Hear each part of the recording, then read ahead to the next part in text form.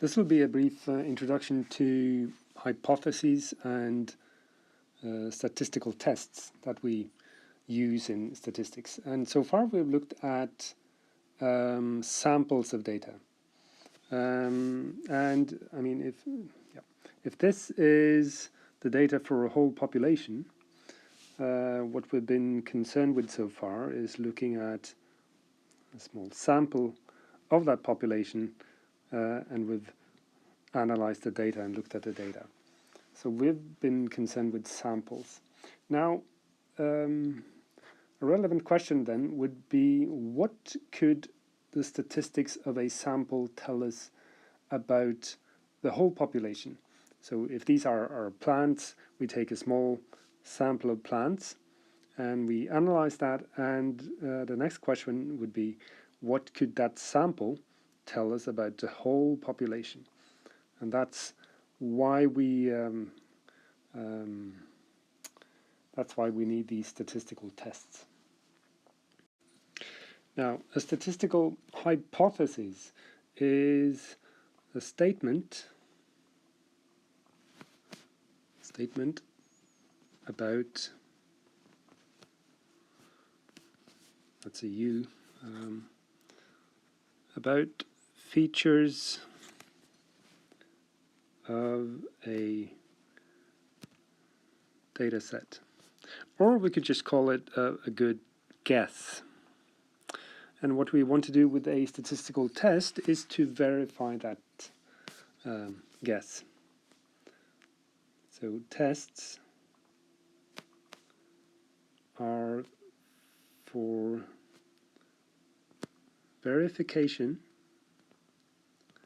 or rejection of our hypotheses.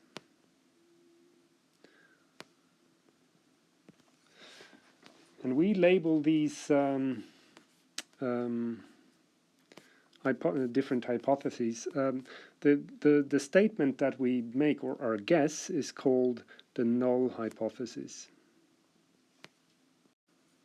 And every hypothesis would have an alternative, we call that H1, which would be the alternative hypothesis. So if you if your test leads you to reject your original hypothesis, you have to embrace the alternative hypothesis. Or if you find out that your null hypothesis is correct, then you can reject the alternative hypothesis.